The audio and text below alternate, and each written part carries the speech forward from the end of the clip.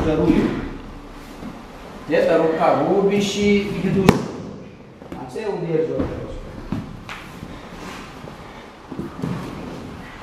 Рубящий. То есть это просто формально направляющий и рубящий. В конце удерживающий действие.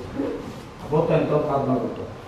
Рубить не в сторону, а в область линии атаки партнера. Кто-то убежал.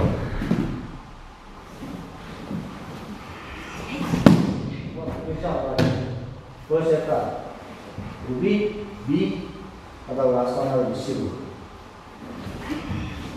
И дальше видим. И дальше видим. Ваш замах всегда должен быть по линии атаки, видите? Не сюда, а вот сюда.